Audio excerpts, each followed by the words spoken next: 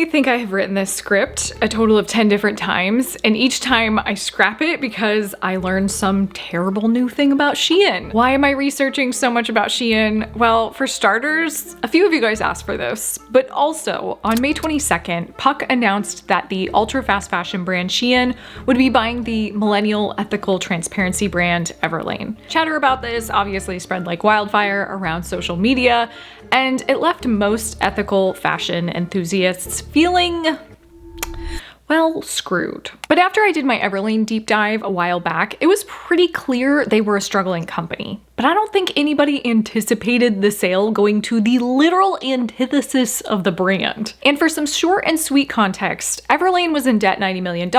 They had already been saved once by L. Catterton, a private equity firm run by LVMH, and they were looking for a Hail Mary. Shein offered to wipe out the debt, and the deal was inked. The deal was just a little over $90 million, and that was a pretty easy sale for Shein, considering in 2024 alone, they did $38 billion in revenue. And now, thanks to this deal, Everlane will be a subsidiary under the Shein umbrella. But how could this happen? How could the world's biggest fashion polluter buy one of the most mainstream ethical brands? I thought this video would come way down the road on my YouTube journey when I ran out of brands to research, but today we're diving into the most hated one of them all. To understand this deal, we need to understand Shein. Biggest summer Shein haul ever. Can you cover up? We're gonna close iPhone cases and PJs. Let's go through this really quick. Vacation haul, rapid fire. The cutest crochet top you've ever seen. This crochet cover-up set literally looks like it's from Princess Paul. Day 3 of letting clothing brands dress me. Today we got a special package from Shein. Hello internet friends, welcome back to my series where I pick a topic about fashion and I research the heck out of it. Today we're doing Shein. Honestly, most people, myself included, until just recently, don't understand how this company works. In 2008, a guy named Chris Xu, you also might see him as Sky Xu or Xu Yangtian, mainly because their corporate structure has been so secretive over the years. Chris started a dropshipping company selling wedding dresses, and some sources say designer knockoffs. The concept was you pay the listed price while they buy the product from another seller for less and ship it to you directly. They pocket the difference. The website was originally listed as Dion Way, and at some point ZZH Kit. Then later Shein Side. Eventually they dropped the inside, and now our planet is stuck with the name Shein, forever embedded in our sedimentary rock layer for this time period. Chris's background was in SEO and online marketing. Mind you, this was 2008. Most people hadn't yet caught on to the power Google search would have on businesses, and he figured out how to appear top of the list in search all the damn time. With the company based in China, his sights were set more on the marketing and production side, and he also was not in the least bit interested in the Chinese market. Alibaba already dominated the market with AliExpress and Taobao in China. Plus, he was likely dropshipping directly from those brands anyways. So he set his sights on the rest of the world. North America and Europe were shopping mostly at H&M and Zara, and the market was primed for what we now call the ultra fast fashion takeover. But what made Shein so different from H&M and Zara? They're all terrible, right? Well, there's layers to this. A normal brand designs a collection, guesses what'll sell, and mass produces it months ahead. Unlike most fashion retailers that run on seasons and lead time with production, Shein took manufacturing into hyperspeed. First, Shein combs the web for what's trending using search history, AI data tracking, and its own customer data that it's been sued for exposing to hackers. It rips the fashion designs and cuts right from the photos. Then the design is sent to a network of factories, and it's not just one giant Shein factory like they wanted you to believe in 2022's propaganda campaign. It's estimated between 300 and 400 under one network throughout the city of Guangzhou. And they have over 1,000 other subcontractors they work with in other areas. Each item introduced to the website starts out with around 50 to 100 items made. Because they have such an interconnected supply chain that they control the majority of, they can bypass minimum order quantities that most brands deal with. And because these smaller orders typically turn into larger quantities, these individual factories get locked into bidding wars to win the contract. It's a race to the bottom to win the deal. And they add roughly 2,000 to 6,000 new items to the site a day. Once it hits the website, AI starts tracking how many clicks the item generates. If it hits a certain threshold, they order more quantities of the item. If it doesn't perform, they discontinued the item. It then is shipped directly to the consumer. And thanks to the long-standing de minimis loophole in the US, these goods were able to, at one point, enter the country without the brand or the consumer being taxed and avoiding safety and regulatory inspections. Plus, it's been argued that it could enter the country and fly under the radar of rigorous health and safety laws. But all of this scale and mass production worked. By 2022, Shein was the biggest fashion retailer in the US and accounted for nearly 50% of sales in the US's fast fashion industry. So, safety concerns and customer data theft aside, this is really just efficiency, right? Right? Well, based on the US Economic Security Review Commission findings, they found forced labor, workers making below living wages, with some factory workers being paid just 4 cents a garment, first month's payment being withheld to guarantee employee retention, 18-hour workdays with 1 day off a month, other factories reporting 75-hour work weeks, breaking China's own labor laws. Shein's own audits found child labor at its suppliers. Other investigations found a purse with over 5 times the limit of lead, Forever Chemicals, PFAS, and jackets, up to 3,300 times the EU limit, lead, formaldehyde, all over EU's legal limit. French customs seized 200,000 Shein packages at one airport, 80% were non-compliant. Other reports I can't even say out loud on YouTube because this video would get taken down. The biggest known polluter in fast fashion, 2 years running, a few thousand brand new products added every single day. Federal racketeering lawsuits over stolen designs, over 50 federal lawsuits in the US alone, 26 million tons of CO2 released in a single year, hidden behind shell companies in the British Virgin Islands, Hong Kong, and Singapore.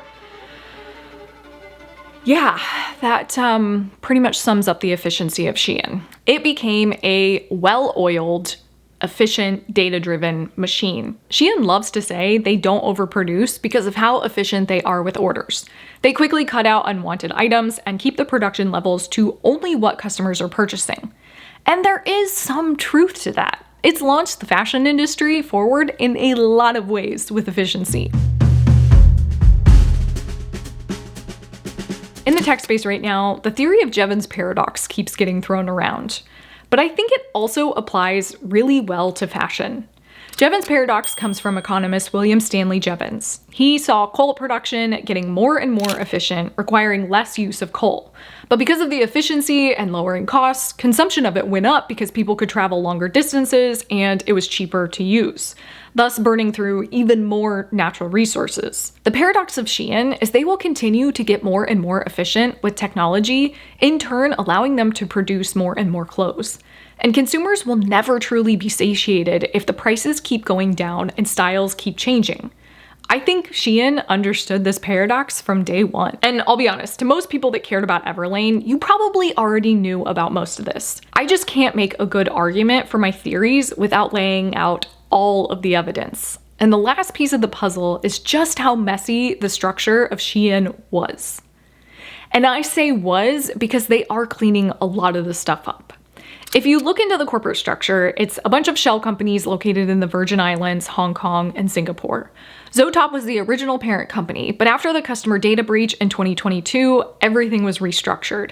Now some reports say the parent company is Roadget, but I also found reports that both Roadget and Zoetop fall under Beauty of Fashion Investment. And as early as 2022, Shein has been gearing up and attempting to go public.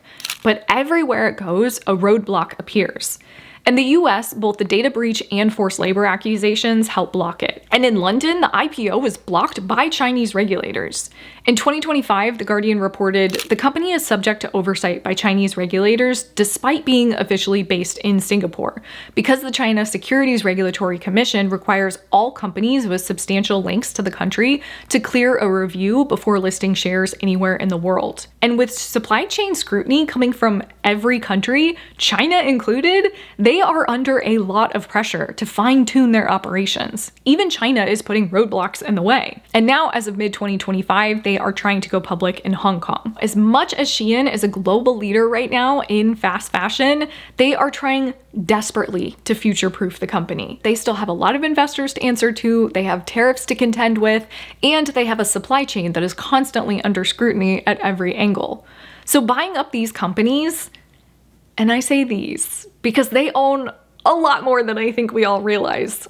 In 2023, Shein took a roughly 1/3 stake in Spark Group, the company that ran Forever 21, and Spark took a minority stake in Shein. That group later merged with JCPenney into Catalyst Brands, where Shein is now one of several shareholders, sitting alongside Authentic Brands Group, which comes up a lot on this channel, plus Simon Property and Brookfield. And the brands that sit underneath them: Forever 21, Eddie Bauer, Brooks Brothers, Aeropostale, all the dying mall brands we are trying to hold on to and love, but they have been long gone for so long. So basically, so many of the malls and the mall brands we shop, they all sit on the same board together, and Shein sits right next to them. And this is also rumor, and I can't find any solid proof, but one website reported a handful of popular brands found on Amazon can be traced back to these subsidiaries in Singapore. And weirdly, when you search Shein on Amazon, those brands pop up. Again, though, this is not proven, but it's also well known that a lot of brands sold through Amazon are coming from the same factories Shein sources from. And now I think it is very important to say that I'm going into my final thoughts and hot takes. These are all my opinions. I'm a very opinionated person, but I also want to walk a very careful line right now. I talk a lot about offshoring and the history and exploitation of fashion and capitalism and yada yada, all those things. But that does not mean that I don't like things from China. China has a lot of really cool innovations right now, and this goes for any manufacturing hub across the globe. At this point in the game, it's up to the relationship between the brand and the manufacturer, and the brand needs to make the right decisions. And clearly Shein has historically not made the right decisions, and it's fed into and perpetuated an already exploitative environment. Everlane is a brand that they could either be banking on them to help aid their public perception, or they are just really interested in acquiring failing American brands. I'm sure they're also aware of how well Quince is doing with a similar business model to them, but Quince has been able to at least keep the public perception of them somewhat neutral because of transparent pricing and certifications. Plus, not to mention, they list far less product than Shein does and uses mostly natural fibers. Either way, acquiring Everlane doesn't look like a risky move for them on any front. It's more Everlane that's going to suffer the consequences. And that really is sad. Strip away the brand and you have people employed at every single level.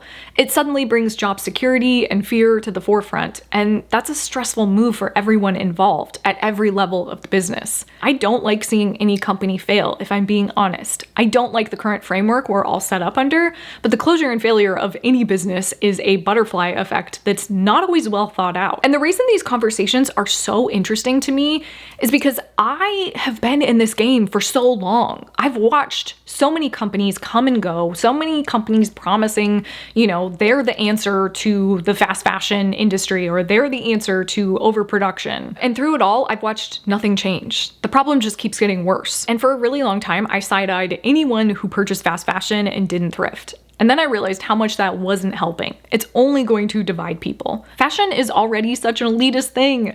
It's always uncomfortable conversations to have. But what's not elitist is basic human rights and quality of life and nature and resources. We have a lot of really complex problems to figure out. If these companies shut down overnight, it would be a win for the planet, but you would have hundreds of thousands of people without jobs. It would be catastrophic to global economies. Honestly, we need solutions outside of stop everything you're doing and buy only secondhand. Shein right now is in a too big to fail situation. They have enough money that every time governments try and throw a wrench in the system, they find a way to say F you. There's so many interesting conversations and angles to take when it comes to trying to think through the paradox of fashion and needing to clothe 8 billion people on the planet, as well as keep economies running and still providing things for humanity that is within reach for everybody. There's the Pigovian tax conversation. That's a tax that bakes the hidden damage like pollution and waste into the price, but that still doesn't deter people from purchasing those items. And unfortunately, you can also look at it from the angle of the people who need the clothing the most are then paying a tax. And that also doesn't sound that great. Plus, that's where Jevons paradox comes back in. If you make the good thing the cheaper item and the bad thing, the fast fashion item, the more expensive piece, then people in turn are just gonna buy the well-made item, and you're still looking at overconsumption in its own way. But then you raise the price too far and you hurt the people who rely on the cheap clothing to be clothed at all. You trade an environmental problem for the economic one. I honestly don't know what this answer looks like, but I do find it more interesting to dive into that aspect than I do just say fast fashion bad and just be done with it. I know my video about tech bros was a bit of a downer because I just really hyper focused on the idea that tech is just ruining everything. And I mean, yeah, there's still a little bit of truth to it, but I am very well aware of the fact that tech is probably what is going to get us out of like 90% of our problems that we face right now with fashion.